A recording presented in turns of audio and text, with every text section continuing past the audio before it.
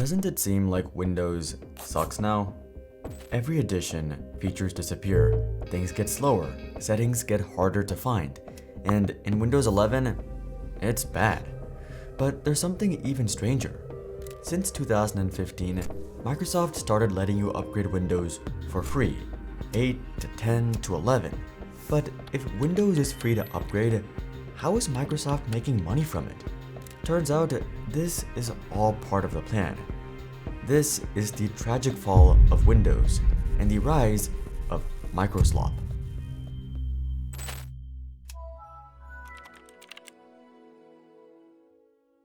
To understand what went wrong, we need to go back to 2009. Windows 7 works the way that you want. This is a quote from Steven Sinofsky, a software engineer and lead developer on Windows at the time. He had an interesting philosophy about the operating system, and in building it, he believed Windows should build in secret. Instead of overpromising and under-delivering, Sinofsky wants the client team to do the opposite. Sinofsky also refrained from labeling versions of Windows major or minor, and instead just called them releases. There was something different about Windows 7. The team had spent years studying what went wrong with the Vista, which had been a disaster. The crashes, the compatibility failures, the bloat. The whole point of Windows 7 was to undo it. Reliability and compatibility first. Then respect the user's workflow and don't get in the way. But Windows 7 wasn't just stable. There were things inside it that most people touched every day without realizing how good they were, things that would quietly start to disappear after this. Let's start with the most obvious one, the Start menu. Everything is here. Your pinned apps, your recent files, a search bar that worked instantly. And built into it was something called jump lists. Right-click any pinned application and you'd see that app's recent files, your pinned shortcuts, and its most used actions. All of it was specific to that app. Your Word jump list showed your recent documents. Your browser showed your most visited sites. Most people used this for years without ever knowing what it was called. Over time, it would slowly be stripped back, but we'll get to that. Next was a feature called libraries. Want to show a folder in multiple places at once? Easy. Right-click a folder somewhere, click Include in Library, and show that folder in your documents, pictures, videos, whichever you want. Your documents library could include files from your desktop, an external drive, and another computer on your home network, all appearing together in one place without moving a single file. At the time, this was genuinely revolutionary. I really missed this feature. It's still in Windows 11, but it's hidden. I wonder if that'll be a running theme. There was also Windows Media Center, a full feature-complete media hub, live TV, DVR, music, photos, and video, meant to work with a remote control. Of course, not everyone used this, myself included, and it wasn't the best software. But Windows Media Center had a surprising amount of dedicated fans who would soon be very upset at Microsoft. But the crazy thing is that these features are just the tip of the iceberg. Windows 7 had all kinds of functions and features which made it highly customizable, and it's not just Windows. Windows XP, 98, even 95. It's kind of crazy how nostalgic people are for operating systems from 15 or even 20 years ago. But one of my favorite parts of 7 in particular was how reliable it was. It ran comfortably on 1 GB of RAM. It even booted faster than Vista on the same hardware. The team optimized it relentlessly because making the product feel fast was a design priority. It also just sort of stayed out of your way. No major or minor updates, just updates. No big promises, just make a big product. No subscription nags, no upsells. You installed it, it ran, and it got out of your way. Same goes for the software, most of which was free or a one-time purchase. Windows 7 quickly gained traction, and in 2011 took the #1 spot. Sinofsky years later wrote that Windows 7 was built at the tail end of a vision that would never be realized, the PC as everyone's primary computing platform. In 2010, something happened that changed everything. And the question has arisen lately, is there room for a third category of device in the middle? And what this device does is extraordinary. You can browse the web with it. It is the best browsing experience you've ever had. It's phenomenal to see a whole web page right in front of you, and you can manipulate with your fingers. Almost overnight, every tech executive on Earth became convinced that touch was the future and the desktop was dying. And for Microsoft, this meant Windows needed to be adapted or be left behind. So they made a decision.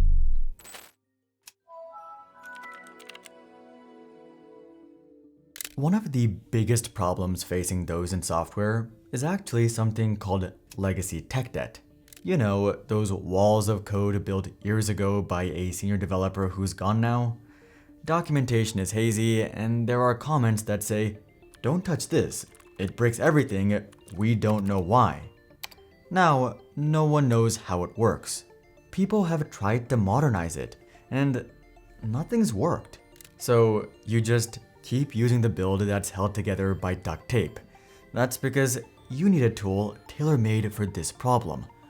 Luckily, there's a solution: Morph. Morph is the world's leading generative AI platform built specifically to modernize legacy codebases. Turn that ancient spaghetti code into something modern, efficient, and maintainable. But Morph isn't just another AI tool, it's built from the ground up to fix this particular problem.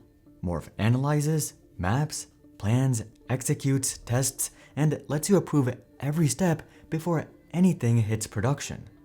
Whether it's moving from .NET 4.5 to .NET 10, LAMP stack to Python, web forms to React, Morph handles it. It's already used by enterprise and industrial customers and is SOC 2 and ISO 27001 compliant. It's even used by the world's most trusted defense contractors. Morph customers have reported timelines shrinking from years to just a matter of months, weeks, or even less. Engineers spend a ton of time just refactoring someone else's mess from a decade ago instead of actually shipping something new. With Morph, you can do just that. Morph is offering a free trial and a 50% discount on your first year. This is a limited time offer which expires on the 30th of April. Go to modelcode.ai/morph, that's MORPH, and use my code LogicallyAnswered to get 50% off your first year. That's almost $5,000 in savings. This is a limited time offer exclusive to my channel. Link is in the description. Thank you to Morph for sponsoring this video. On August 1st, 2012, Microsoft released Windows 8. And you might think, that's quite soon for a new OS. And you'd be right, it was barely 3 years after Windows 7. But this was about to change everything, and not for the better. Microsoft's diagnosis was that tablets are winning. The solution? Rebuild Windows for touch. The problem though is that over 90% of Windows users were on a mouse and a keyboard. The real issue wasn't that they built a bad product. It's that they stopped building Windows for the person actually using Windows. They built it for a person they wanted Windows users to become. It was no longer, don't overpromise, quietly build. In fact, it was the opposite. The start menu? Gone. Not changed, not reorganized. What users got instead was the start screen, a full-screen wall of color tiles designed for finger taps. On a tablet, fine, sure. On a desktop with a mouse and a keyboard? Baffling. And the start button? Also gone. To open an application, you had to move your mouse to an invisible corner of the screen and hope you landed it precisely enough for the interface to respond. If you didn't know the corner existed, and most people didn't, you could sit at a Windows 8 machine and have no idea how to do anything at all. It was a disaster. Microsoft had fallen into a classic trap. I've mentioned this in a previous video, but when a new technology arrives, aka touchscreens, people tend to overestimate its impact before it becomes normal. It replaced phones, yes, but Microsoft thought touch would replace desktops too, and it didn't. They didn't even get the way touchscreens were used. But something else was happening at this time. Libraries, that great feature promoted in 7, was gone. Well, not gone, but hidden by default. And for the rest of Windows, you'd have to go through all kinds of steps to get it back. Why? For a reason that would become obvious in the near future. While some features were hidden, others were just removed, like Windows Media Center. Fans created a petition, made all kinds of complaints, but to no avail. Plus, many existing Windows functions like Photo Viewer were slower and just worse. But what they did add was the Charms bar. Essentially a worse start menu. But look, there's a start button, except it looks a bit different. So Microsoft released a new OS. Well, sort of, 8.1. The start button was back, some more apps, more improvements. Better to be sure, but people were still using 7. In 2013, Windows 7 held roughly 61% of Windows version market share, more than every other version of Windows combined. Windows 8 and 8.1 took 15 months to reach 10% market share, which Windows 7 had done in just 6. Enterprise IT departments outright refused to deploy it, and tablet users just used Android or iPad. Microsoft realized 8 was a disaster, so soon enough they released another OS.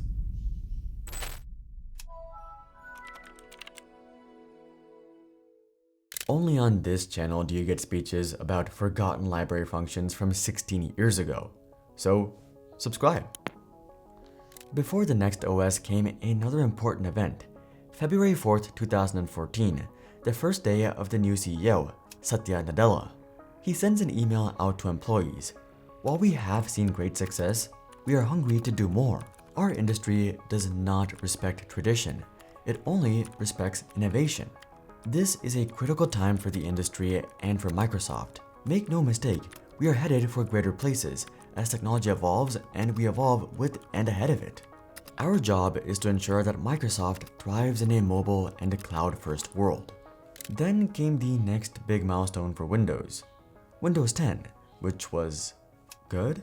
At least maybe in retrospect. Start menu back, snap assist, virtual desktops, faster than Windows 8, more stable, nice. And unlike 8, it rapidly gained market share. It quickly passed 8 and even 7. Although users soon noticed some quirks. For one, it was free? It seemed like an apology from Microsoft for 8, but not exactly. Windows 10 shipped with telemetry that sent usage data, search behavior, and diagnostic information back to Microsoft by default. For home and pro users, this couldn't be fully disabled. Only enterprise editions could turn it off completely. Not only that, a fresh Windows 10 install came populated with tiles for apps you'd never downloaded. Candy Crush, Twitter, Minecraft, not installed by you. These were now in the start menu and search bar, just there for some reason. There were also now 2 settings: Control Panel, robust and easy to navigate, and Settings, sleek and modern but confusing and weirdly limited. And then we got Windows 11, released October 2021. Remember what I said about Windows staying out of your way? Well, this little bitch wants me to do updates every other second, and there doesn't seem to be an actual reliable way to disable automatic updates in Windows 11. Yet, despite being a free upgrade, it was weirdly restrictive. Windows 11 required a TPM 2.0 chip, which meant a lot of PCs couldn't upgrade. Around 400 million PCs were declared incompatible, not because they couldn't run it, but because Microsoft said so. Of course, some people figured out some workarounds, but it felt much slower and everything felt weird. First, there's the start menu. What even is this? At first, I kind of like the center taskbar, but the more I use Windows 11, the more annoyed I get. Better than 8 to be sure, but there are some problems. The reason it was in the bottom corner was so you could always move and click on it, even without looking. It also used to feel like a bunch of pathways that let you get to just about anywhere. Now it's just a pile of programs you might use. For the record, I never pinned Word, Excel, or PowerPoint here. Microsoft did. Then there's the search function. Ads, news stories, AI tools, games for some reason, just like Windows 10. In Windows 7, results appeared as you typed. On many Windows 11 machines, Clicking the search bar takes 2 to 4 seconds just to load. People have been reporting this on Microsoft's own forums since launch, and it's never been fully fixed. And no, Microsoft, I don't want to search the app I'm trying to open on Bing. Then there's Copilot, pushed everywhere into Windows, slowing everything down while it simultaneously can't do anything. Windows felt like it was bloated, slow, and filled with, well, slop. Why was this happening? Well, the same reason they pinned those apps for me. The same reason they made Word a subscription and give Windows as a free upgrade to all their users, why they seem to show ads all over the place. The same reason they hid libraries so you could pay for OneDrive to do something eerily similar. The same reason they push you to use Bing. Windows used to be a product you bought. Now, Windows 11 is free, but really it's a gateway to more Microsoft products and upsells. 365 Copilot, OneDrive integration, Outlook, all kinds of upsells. The free calendar and mail apps, gone. Now, new Outlook, which of course shows you ads if you aren't paying. Upsells and subscriptions produce recurring revenue. So why get people to buy Windows once every 5 years when you can get them paying for stuff every month? Less control, less ownership. Windows 10 had problems, but 11, they've pushed it even further. Windows 10 support ended October 14th, 2025, so Microsoft could have more people in the new ecosystem of the future. Microsoft didn't lose their way, they just found a new one.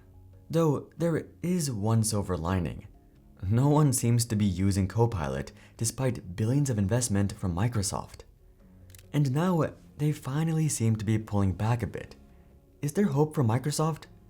Check out this video to learn more, but until then, I'm Hari, and I'll see you guys on the next one.